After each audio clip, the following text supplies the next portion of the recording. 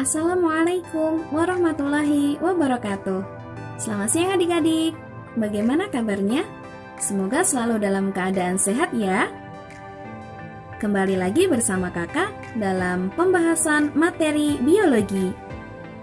Nah, pada kesempatan kali ini kakak membuat video lanjutan materi yang kemarin.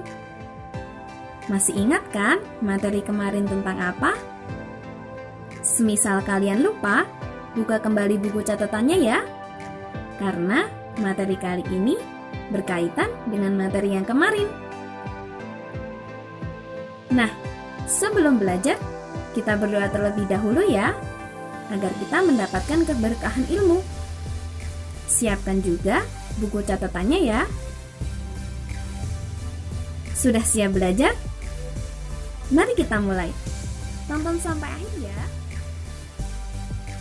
Adik-adik, kalian pernah memakan makanan ini? Atau ini? Atau ini? Nah, kakak rasa kita semua pasti pernah ya memakannya.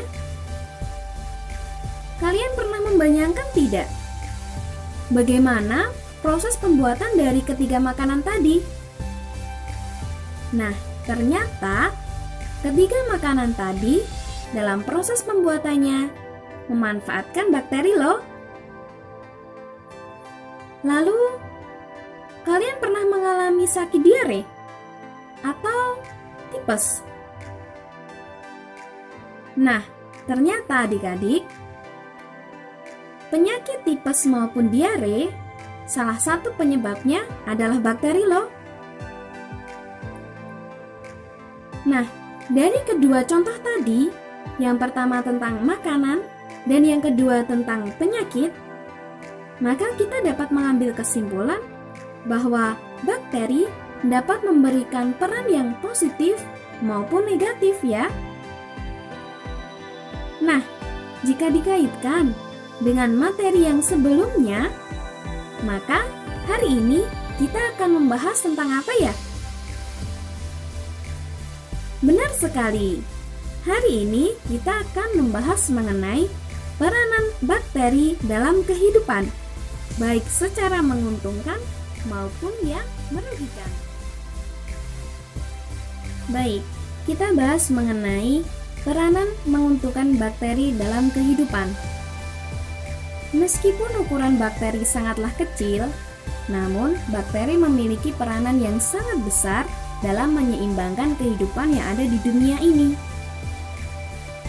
Ilmu pengetahuan dan teknologi semakin hari semakin berkembang pesat, sehingga manusia mengetahui berbagai macam informasi yang sebelumnya belum diketahui, termasuk di dalamnya mengenai bakteri.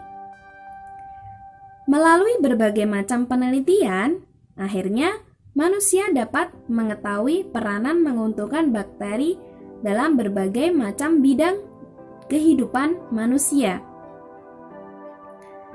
Namun, tidak hanya manusia saja yang dapat merasakan peranan bakteri. Tumbuhan, hewan, serta lingkungan juga dapat merasakannya. Pada manusia, peranan menguntungkan bakteri dapat dikelompokkan ke dalam 3 bidang. Yang pertama, bidang kesehatan, kedua, bidang industri, dan ketiga, bahan pangan.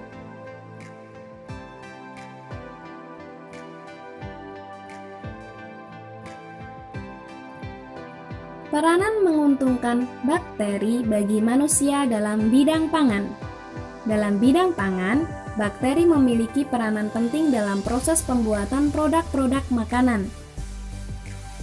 Produk makanan yang pertama adalah tape.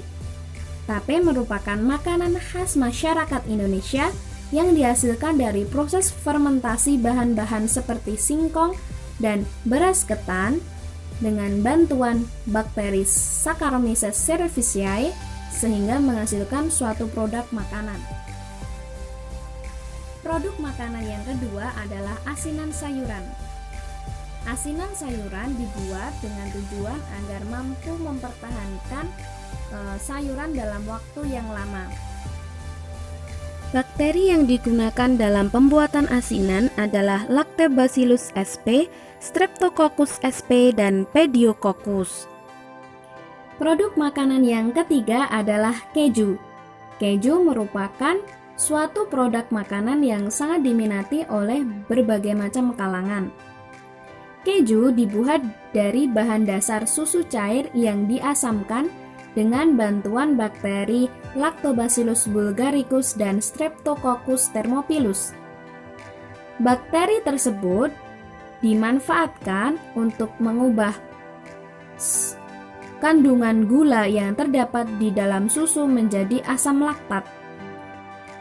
Dalam proses pembuatannya, susu dimasak terlebih dahulu untuk membunuh mikroorganisme yang tidak digunakan, kemudian ditambahkan dengan enzim renin untuk proses penggumpalan, sehingga akan membentuk suatu produk akhir yang disebut sebagai keju. Produk yang selanjutnya adalah mentega. Mentega merupakan suatu produk yang dihasilkan dari krim susu yang ditambahkan dengan bakteri asam laktat dan diasetil sehingga menghasilkan suatu produk padatan yang memiliki cita rasa yang khas dan memiliki manfaat yang banyak. Produk makanan yang selanjutnya adalah yogurt. Yogurt merupakan produk minuman susu asam yang dapat membantu proses pencernaan manusia. Yogurt dibuat dari proses fermentasi dari susu kental yang ditambahkan dengan bakteri Lactobacillus bulgaricus dan Streptococcus thermophilus yang akhirnya membentuk suatu produk yang disebut sebagai yogurt. Produk makanan yang selanjutnya adalah roti. Roti merupakan salah satu produk makanan yang terbuat dari tepung gandum yang sangat diminati oleh masyarakat Indonesia. Namun, jangan salah adik-adik, dalam proses pembuatan roti juga memerlukan bantuan bakteri loh. Nah, fermentasi gula yang terdapat di dalam adonan roti dengan bantuan bakteri Saccharomyces cerevisiae mampu membentuk gelembung-gelembung khas CO2 dalam adonan roti yang sedang diragikan. Proses pengaduan dan peremasan adonan roti mampu mendukung kondisi aerob sehingga mampu meningkatkan kandungan CO2 yang ada di dalam adonan roti. Produk yang selanjutnya adalah nata de coco. Nata de coco merupakan produk dari air kelapa yang mengalami fermentasi dengan bantuan bakteri Acetobacter psyllinum. Nata merupakan polisakarida yang disintesis oleh bakteri dalam proses fermentasi.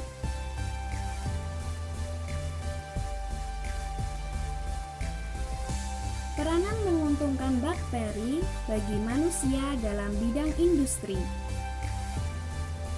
Dalam bidang industri, bakteri memiliki beberapa peranan penting. Yang pertama, bakteri mampu menghasilkan energi alternatif bagi kehidupan manusia. Kita ketahui bersama bahwa jumlah cadangan minyak bumi dan batu bara semakin hari semakin berkurang. Oleh karena itu, manusia mengembangkan berbagai macam cara agar dapat menemukan energi alternatif yang mampu menggantikan kedua macam bahan bakar tersebut. Akhirnya ditemukan sebuah teknologi baru yang disebut sebagai biogas. Biogas merupakan gas metana yang diproduksi oleh mikroorganisme di dalam medium kotoran ternak dengan tangki fermenter. Kotoran ternak yang digunakan biasanya adalah kotoran sapi. Nah, adik-adik, dalam proses pembuatannya, kotoran sapi akan diuraikan dalam tabung fermenter oleh suatu bakteri yang akhirnya akan membentuk gas metana. Nah, adik-adik, kira-kira bakteri apa ya? Tuliskan di kolom komentar ya. Manfaat yang kedua adalah bakteri mampu menguraikan logam dari bijinya. Bakteri Thiobacillus oxidans dan bakteri Thiobacillus peroxidans merupakan bakteri yang mampu menguraikan logam dari bijinya. Bakteri ini tumbuh subur pada daerah pertambangan, sehingga manusia memanfaatkan bakteri tersebut untuk memisahkan logam dari bijinya, karena logam tidak akan dimanfaatkan dengan sempurna jika masih terikat dengan bijinya. Manfaat yang ketiga adalah bakteri mampu menguraikan limbah industri. Jika limbah industri langsung dibuang ke lingkungan begitu saja tanpa melakukan proses penguraian, maka lingkungan sekitarnya akan tercemar. Oleh karena itu, diperlukan bakteri yang mampu menguraikan limbah menjadi mineral-mineral, air, dan zat-zat yang sudah tidak berbahaya bagi lingkungan. Manfaat yang keempat adalah bakteri mampu menghasilkan alkohol. Bakteri mampu memfermentasikan beberapa macam bahan yang dapat menghasilkan alkohol serta karbon dioksida, di mana alkohol inilah yang akan dimanfaatkan oleh manusia untuk berbagai macam produk lainnya seperti proses pembuatan spiritus maupun bahan bius.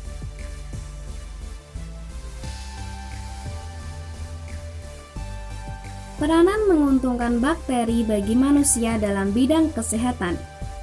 Dalam bidang kesehatan, bakteri dimanfaatkan manusia dalam proses pembuatan vaksin dan antibiotik. Vaksin merupakan suatu zat yang dimasukkan ke dalam tubuh manusia untuk mencegah suatu penyakit. Vaksin berasal dari mikroorganisme yang telah dilemahkan ataupun dimatikan, di mana saat ini beberapa contoh vaksin sudah dapat dibuat oleh manusia, antara lain seperti vaksin polio, vaksin disentri, vaksin tetanus, dan masih banyak lagi. Dan pada saat ini dikembangkan juga untuk proses pembuatan vaksin dalam kasus virus corona. Nah, sedangkan antibiotik merupakan suatu zat yang dihasilkan dari mikroorganisme untuk melemahkan ataupun mematikan mikroorganisme lain. Proses pembuatan antibiotik sendiri harus dilakukan dalam kondisi yang steril agar mikroorganisme yang diinginkan dapat tumbuh dengan maksimal tanpa adanya suatu kontaminan, di mana contoh antibiotik yang sudah dikembangkan oleh manusia antara lain sebagai berikut.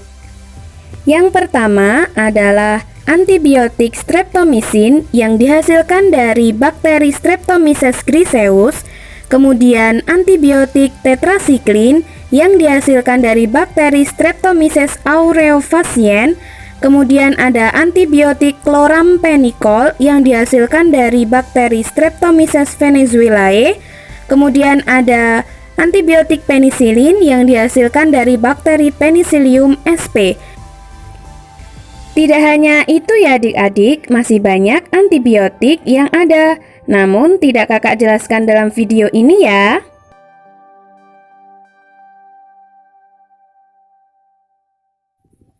Sedangkan bagi lingkungan, bakteri memiliki beberapa peranan penting, seperti bakteri dapat dijadikan sebagai biocleaner, kemudian bakteri juga dapat menguraikan logam berat, dan bakteri dapat menguraikan limbah minyak bumi.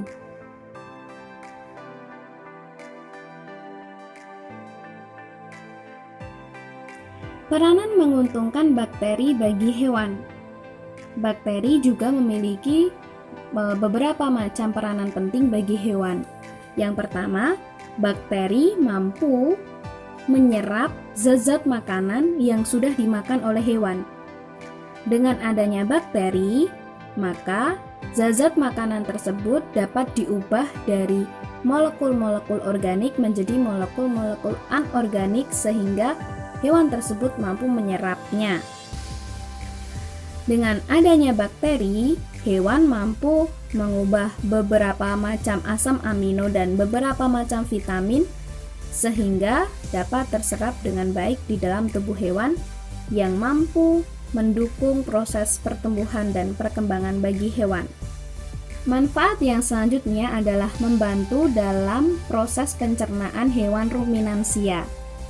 Rumen yang dimiliki oleh hewan ruminansia mengandung berbagai macam jenis mikroorganisme seperti fungi dan bakteri, di mana bakteri di dalam rumen ruminansia terbagi menjadi beberapa kelompok berdasarkan jenis substrat yang dicernanya, seperti bakteri yang mencerna selulosa, bakteri yang mencerna hemiselulosa, bakteri yang mencerna protein, dan bakteri yang mencerna gula.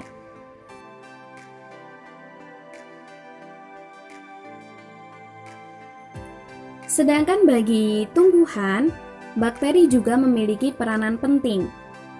Peranan penting bakteri bagi tumbuhan antara lain, pertama, bakteri mampu menambat nitrogen bebas yang ada di alam, di mana proses penambatan nitrogen yang ada di alam dibagi menjadi dua jenis, seperti penambatan nitrogen secara simbiotik dan penambatan nitrogen secara non-simbiotik, di mana penambatan nitrogen secara simbiotik hanya dilakukan oleh tanaman leguminose atau tanaman kacang-kacangan.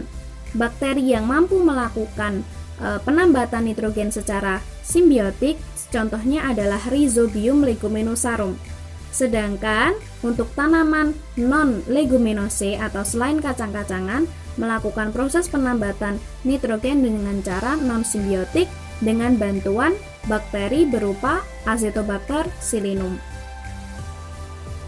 Manfaat bakteri yang selanjutnya bagi tanaman adalah bakteri mampu menyediakan unsur hara. Bakteri yang mampu menyediakan unsur hara merupakan bakteri yang memiliki kemampuan untuk melarutkan unsur fosfor dan kalium yang ada di dalam tanah, di mana jika bakteri mampu melarutkan unsur fosfor dengan kemampuan yang tinggi, maka kemungkinan besar bakteri tersebut juga mampu melarutkan kalium dengan kemampuan yang tinggi pula. Contoh bakteri yang mampu melarutkan unsur fosfor adalah Aspergillus sp, Penicillium sp, dan Pseudomonas sp. Manfaat yang ketiga adalah bakteri dapat membunuh dan menghilangkan berbagai macam hama maupun penyakit pada tumbuhan, seperti contohnya pada bakteri Bacillus thuringiensis yang mampu menghasilkan kristal toksin, di mana ketika kristal tersebut dimakan oleh insektisida, maka insektisida tersebut akan mati.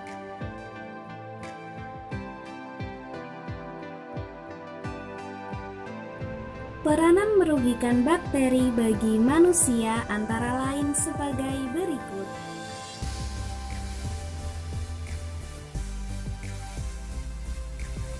Penyakit yang pertama adalah penyakit tipes. Penyakit ini disebabkan oleh bakteri Salmonella typhosa. Jenis penyakit yang kedua adalah influenza. Penyakit ini disebabkan oleh bakteri Haemophilus influenza. Penyakit yang ketiga adalah penyakit kolera. Penyakit ini disebabkan oleh virus Vibrio coma dan Vibrio cholerae. Penyakit yang keempat adalah penyakit TBC paru-paru. Penyakit ini disebabkan oleh bakteri Mycobacterium tuberculosis. Penyakit yang kelima adalah penyakit pneumonia. Penyakit ini disebabkan oleh bakteri Diplococcus pneumoniae. Penyakit yang keenam adalah penyakit tetanus. Penyakit ini disebabkan oleh bakteri Clostridium tetani. Selain itu, juga terdapat penyakit seperti bisul yang disebabkan oleh bakteri Staphylococcus sp, kemudian lepra atau kusta yang disebabkan oleh bakteri Mycobacterium leprae, kemudian sifilis yang disebabkan oleh bakteri Treponema pallidum, Kemudian gonorrhea yang disebabkan oleh bakteri Neisseria gonorrhoeae, meningitis yang disebabkan oleh bakteri Neisseria meningitis, kemudian disentri yang disebabkan oleh Shigella dysenteriae. Meskipun demikian, masih ada juga penyakit lain yang disebabkan oleh bakteri. Peranan merugikan bakteri terhadap tumbuhan antara lain sebagai berikut.